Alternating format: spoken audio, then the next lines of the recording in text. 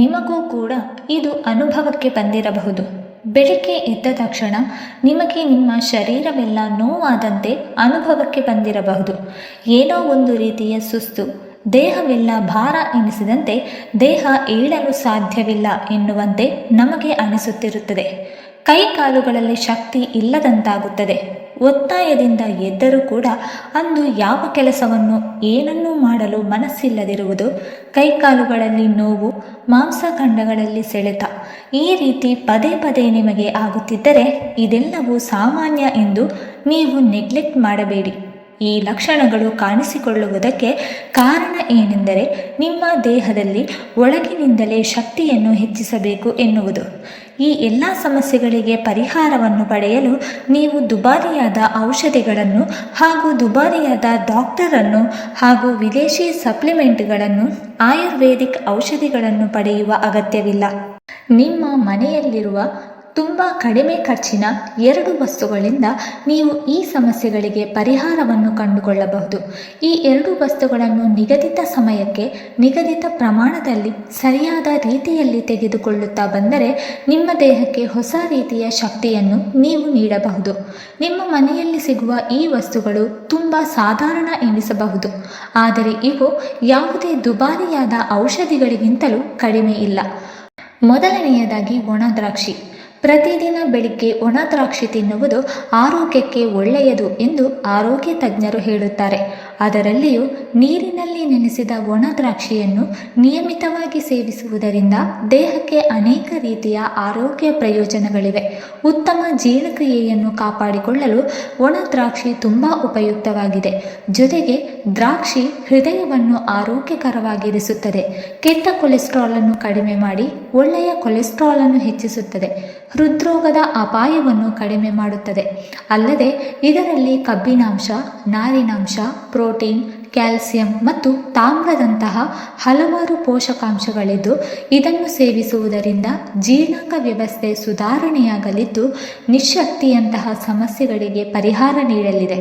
ಇದರೊಂದಿಗೆ ಒಣದ್ರಾಕ್ಷಿ ಸೇವನೆಯಿಂದ ಆರೋಗ್ಯದ ನಾನಾ ರೀತಿಯ ಪ್ರಯೋಜನಗಳು ಸಿಗಲಿದ್ದು ದೇಹದ ಉಷ್ಣತೆಯನ್ನು ಕಾಪಾಡಿಕೊಳ್ಳಲು ಹಾಗೂ ದೀರ್ಘಕಾಲದ ಕಾಯಿಲೆಗಳನ್ನು ನಿಯಂತ್ರಣದಲ್ಲಿ ಇಟ್ಟುಕೊಳ್ಳಲು ಪ್ರತಿದಿನ ರಾತ್ರಿ 8 ರಿಂದ 10 ದ್ರಾಕ್ಷಿಗಳನ್ನು ನೀರಿನಲ್ಲಿ ನೆನೆ ಹಾಕಿ ಮರುದಿನ ಬೆಳಿಗ್ಗೆ ಖಾಲಿ ಹೊಟ್ಟೆಯಲ್ಲಿ ತಿನ್ನುವುದು ಆರೋಗ್ಯ ಬಹಳ ಒಳ್ಳೆಯದು. ಒಣ ದ್ರಾಕ್ಷಿಯಲ್ಲಿ ಹೆಚ್ಚಿನ ಮಟ್ಟದ ಪ್ರೋಟೀನ್ ಇದ್ದು ಇದರಲ್ಲಿ ಹೆಚ್ಚಿನ ಪ್ರಮಾಣದ ನಾರಿನಾಂಶವಿದೆ. ಇದರಲ್ಲಿ ಇರುವಂತಹ ನಾರಿನಾಂಶವು ಜೀರ್ಣಕ್ರಿಯೆಗೆ ಸಹಕಾರಿಯಾಗುವುದು ಮಾತ್ರವಲ್ಲದೆ ಹಸಿವಿನ ಭಾವನೆ ಕಡಿಮೆ ಮಾಡುತ್ತದೆ. ಇದರಿಂದ ಕಡಿಮೆ ಕ್ಯಾಲರಿ ತಿಂದು ತೂಕ ಇಳಿಸಿಕೊಳ್ಳಲು ಬಯಸುವವರಿಗೆ ಇದು ತುಂಬ ಸಹಕಾರಿಯಾಗಲಿದೆ. ಒಣ ದ್ರಾಕ್ಷಿಯಲ್ಲಿ ಇರುವಂತಹ ಉತ್ಕರ್ಷಣ ನಿರೋಧಕಗಳು ದೇಹದಲ್ಲಿನ ಕೊಲೆಸ್ಟ್ರಾಲ್ ಮಟ್ಟವನ್ನು ಸುಗಮವಾಗಿಟ್ಟುಕೊಳ್ಳಲು ಸಹಾಯ ಮಾಡಲಿದ್ದು ಇದರಲ್ಲಿ ಪೊಟ್ಯಾಷಿಯಂ ಕೂಡ ಸಮೃದ್ಧವಾಗಿದೆ. ರಕ್ತದೊತ್ತಡವನ್ನು ನಿಯಂತ್ರಿಸುವುದರಿಂದ ಹಿಡಿದು ದೇಹದಲ್ಲಿನ ವಿವಿಧ ಸಮಸ್ಯೆಗಳ ವಿರುದ್ಧ ಹೋರಾಡುವವರಿಗೆ ಇದು ತುಂಬ ಪ್ರಯೋಜನಕಾರಿಯಾಗಿದ್ದು ಹೃದಯಾಘಾತ, ಪಾರ್ಶ್ವವಾಯು ಮತ್ತು ಅಪಧಮನಿ ಕಾಠಿಣ್ಯದ ಸಮಸ್ಯೆ ನಿವಾರಣೆ ಮಾಡುವುದು. ಮೂಳೆಗಳ ಬೆಳವಣಿಗೆಯನ್ನು ವೃದ್ಧಿಸುವಲ್ಲಿ ಈ ಒಣ ದ್ರಾಕ್ಷಿ ಪ್ರಮುಖ ಪಾತ್ರ ವಹಿಸಲಿದ್ದು ಮೂಳೆಗಳ ಶಕ್ತಿ ಹೆಚ್ಚಿಸುತ್ತದೆ. ಮೂಳೆಗಳ ಬೆಳವಣಿಗೆಗೆ ಬೇಕಾಗಿರುವಂತಹ ಬೋರೋನ್ ಎನ್ನುವ ಅಂಶವು ಒಣ ದ್ರಾಕ್ಷಿಯಲ್ಲಿದ್ದು ಇದರಲ್ಲಿರುವ ಕ್ಯಾಲ್ಸಿಯಂ ಮೂಳೆಗಳನ್ನು ಬಲಗೊಳಿಸುತ್ತದೆ. ದೇಹದಲ್ಲಿ ಕೆಂಪು ರಕ್ತ ಕಣಗಳ ಪ್ರಮಾಣ ಕಡಿಮೆಯಾದಾಗ ರಕ್ತಹೀನತೆ ಸಮಸ್ಯೆಗಳು ಎದುರಾಗಲಿದ್ದು ಇದಕ್ಕೆ ಒಣ ದ್ರಾಕ್ಷಿ ಮದ್ದಾಗಲಿದೆ. ರಕ್ತಹೀನತೆ ತಪ್ಪಿಸಲು ದೇಹದಲ್ಲಿ ಸಮರ್ಪಕ ಪ್ರಮಾಣದ ಕೆಂಪು ರಕ್ತ ಕಣಗಳು ಹೆಚ್ಚಾಗಬೇಕು. ಇದಕ್ಕಾಗಿ ಕಬ್ಬಿನಾಂಶ ಅತ್ಯಂತ ಅಗತ್ಯ. ಒಣ ದ್ರಾಕ್ಷಿಯಲ್ಲಿ ಕಬ್ಬಿನಾಂಶವು ಸಮೃದ್ಧವಾಗಿರುವುದರಿಂದ ಇದು ರಕ್ತ ಸಂಚಾರವನ್ನು ಸುಧಾರಿಸುತ್ತದೆ ಮತ್ತು ರಕ್ತಹೀನತೆ ಸಮಸ್ಯೆಗೆ ಪರಿಹಾರ ನೀಡುತ್ತದೆ. ಎರಡನೆಯದಾಗಿ ಶೇಂಗಾ ಬೀಜ. ಶೇಂಗಾ ಬೀಜಗಳಲ್ಲಿ ಹೆಚ್ಚಿನ ಪ್ರಮಾಣದ ಪ್ರೋಟೀನ್, ಶಕ್ತಿ ಮತ್ತು ಕಬ್ಬಿಣದ ಅಂಶವಿದೆ. ಅರಾಚಿನ್ ಮತ್ತು ಕೋನೋರಾಚಿನ್ ಎಂಬ ಪ್ರೋಟೀನ್ಗಳು ಶೇಂಗಾ ಬೀಜದ ಪೌಷ್ಟಿಕ ಮೌಲ್ಯವನ್ನು ಹೆಚ್ಚಿಸುತ್ತದೆ. ಇದಲ್ಲದೆ ಶೇಂಗಾ ಬೀಜಗಳಲ್ಲಿ ಕಾರ್ಬೋಹೈಡ್ರೇಟ್ಗಳು, ಕರಗದ ನಾರು ಮತ್ತು ಕೊಬ್ಬುಗಳ ಉತ್ತಮ ಮೂಲವಾಗಿದೆ. ಇದರಲ್ಲಿ ಸಂತೃಪ್ತ ಕೊಬ್ಬಿನಾಮ್ಲಗಳು ಅತಿ ಕಡಿಮೆ ಇವೆ. ಇವುಗಳ ಹೊರತಾಗಿ ಉತ್ತಮ ಪ್ರಮಾಣದ ಪೊಟ್ಯಾಷಿಯಂ, ರಂಜಕ, ಮೆಗ್ನೀಷಿಯಂ, ಸತು, ವಿಟಮಿನ್ಗಳು ಮತ್ತು ಕ್ಯಾಲ್ಸಿಯಂನಂತಹ ಸೂಕ್ಷ್ಮ ಪೋಷಕಾಂಶಗಳು ಇವೆ. ಆದರೆ ಇದರಲ್ಲಿ ಸೋಡಿಯಂ ಅತಿ ಕಡಿಮೆ ಇದೆ. ಆದರೆ ಪಾಲಿಕ್ ಆಮ್ಲ ಹೆಚ್ಚಿನ ಪ್ರಮಾಣದಲ್ಲಿದೆ. ಗರ್ಭವತಿಯರಿಗೆ ಈ ಗುಣ ಒಳ್ಳೆಯದು. ಶೇಂಗಾ ಬೀಜಗಳು ಹಲವಾರು ರೀತಿಯಲ್ಲಿ ಆರೋಗ್ಯಕರವಾಗಿದೆ. ಇದರ ಪ್ರಯೋಜನಗಳನ್ನು ಪಡೆಯಲು ಪ್ರತಿ 2-3 ದಿನಕ್ಕೊಮ್ಮೆ 10ರಿಂದ 15 ಬೀಜಗಳನ್ನು ಸೇವಿಸಿದರೂ ಸಾಕಾಗುತ್ತದೆ. ಈ ಪ್ರಯೋಜನಗಳಲ್ಲಿ ಪ್ರಮುಖವಾದುದು ಎಂದರೆ ಶೇಂಗಾ ಬೀಜಗಳನ್ನು ಸೇವಿಸುವ ಮೂಲಕ ತೂಕ ಇಳಿಸಿಕೊಳ್ಳಲು ಮತ್ತು ಇಳಿಸಿದ ತೂಕವನ್ನು ಕಾಪಾಡಿಕೊಳ್ಳಲು ನೆರವಾಗುತ್ತದೆ. ಏಕೆಂದರೆ ಶೇಂಗಾ ಬೀಜಗಳಲ್ಲಿ ಉತ್ತಮ ಪ್ರಮಾಣದ ಕರಗುವ ನಾರಿನಾಂಶವಿದೆ. ಅಲ್ಲದೆ ಸಮೃದ್ಧವಾಗಿರುವ ಪ್ರೋಟೀನ್ ಅಂಶ ನಿಮ್ಮನ್ನು ಹೆಚ್ಚು ಸಮಯದವರೆಗೆ ಹೊಟ್ಟೆ ತುಂಬಿರುವ ಭಾವನೆ ಮೂಡಿಸುತ್ತದೆ. ಶೇಂಗಾ ಬೀಜಗಳಲ್ಲಿ ಕ್ಯಾಲೋರಿಗಳು ಹೆಚ್ಚಿದ್ದರೂ ಮಿತ ಪ್ರಮಾಣದಲ್ಲಿ ಸೇವಿಸಿದಾಗ ಅವು ನಿಮ್ಮ ತೂಕ ಇಳಿಸುವ ಪ್ರಯತ್ನಗಳಿಗೆ ಹೆಚ್ಚು ಪ್ರಯೋಜನಕಾರಿಯಾಗಬಹುದು. ನಿಮ್ಮ ರಕ್ತದಲ್ಲಿನ ಸಕ್ಕರೆಯ ಮಟ್ಟವನ್ನು ನಿಯಂತ್ರಿಸಲು ಶೇಂಗಾ ಬೀಜವನ್ನು ತಿನ್ನುವುದು ಉತ್ತಮ ಕ್ರಮವಾಗಿದೆ. ನೀವು ವಾರದಲ್ಲಿ 2 ಬಾರಿಯಾದರೂ ಬೆಳಿಗ್ಗೆ ಪ್ರಥಮ ಆಹಾರವಾಗಿ ಸೇವಿಸಿದರೆ ಅದು ನಿಮ್ಮ ರಕ್ತದಲ್ಲಿನ ಸಕ್ಕರೆ ಮಟ್ಟವನ್ನು ಕಡಿಮೆ ಮಾಡಲು ನೆರವಾಗುತ್ತದೆ.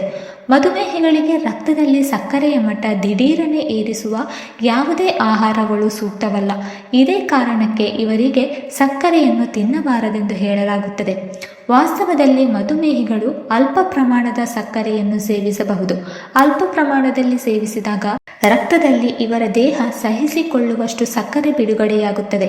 ಸೇವಿಸಿದ ಬಳಿಕ ರಕ್ತದಲ್ಲಿ ಬೆಷ್ಟು ಬೇಗನೆ ಸಕ್ಕರೆಯ ಮಟ್ಟ ಹೆಚ್ಚಾಗುತ್ತದೆ ಎಂಬುದನ್ನು ಗ್ಲೈಸೆಮಿಕ್ ಇಂಡೆಕ್ಸ್ ಎಂಬ ಕೋಷ್ಟಕ ವಿವರಿಸುತ್ತದೆ. ಶೇಂಗಾ ಬೀಜ 23 ಗ್ಲೈಸೆಮಿಕ್ ಸೂಚ್ಯಾಂಕವನ್ನು ಹೊಂದಿದ್ದು ಸೇವನೆಯ ಬಳಿಕ ಅತಿ ನಿಧಾನವಾಗಿ ಸಕ್ಕರೆಯ ಮಟ್ಟವನ್ನು ಏರಿಸುವ ಕಾರಣ ಮಧುಮೇಹಿಗಳು ಶೇಂಗಾ ಬೀಜವನ್ನು ಸುರಕ್ಷಿತವಾಗಿ ಸೇವಿಸಬಹುದು. ಅತಿಯಾದರೆ ಅಮೃತವು ವಿಷ ಎಂಬಂತೆ ಶೇಂಗಾ ಬೀಜಗಳನ್ನು ಅತಿಯಾಗಿ ತಿನ್ನಬಾರದು. ಸಾಮಾನ್ಯವಾಗಿ ಶೇಂಗಾ ಬೀಜಗಳನ್ನು 9 ತಿಂಗಳು ಕಳೆದ ಮಗುವಿನಿಂದ ಹಿಡಿದು ವಯೋವೃದ್ಧರವರೆಗೆ ಎಲ್ಲರೂ ಸೇವಿಸಬಹುದು. ಚಿಕ್ಕ ಮಕ್ಕಳಿಗೆ ಇದರ ಪುಡಿ ಅಥವಾ ಅರೆದು ತಿನ್ನಿಸಬೇಕೇ ಹೊರತು ಇಡಿಯಾಗಿ ಅಲ್ಲ. ಇದು ಮಕ್ಕಳ ಗಂಟಲಿನಲ್ಲಿ ಸಿಕ್ಕಿ ಹಾಕಿಕೊಳ್ಳಬಹುದು. ಶೇಂಗಾದಲ್ಲಿರುವ ಕೆಲವು ಪೋಷಕಾಂಶಗಳು ಕೆಲವು ವ್ಯಕ್ತಿಗಳಿಗೆ ಅಲರ್ಜಿಕಾರಕ ಆಗಿರಬಹುದು. ಈ ವ್ಯಕ್ತಿಗಳು ಶೇಂಗಾ ಬೀಜಗಳನ್ನು ಸೇವಿಸದಿರುವುದೇ ಉತ್ತಮ.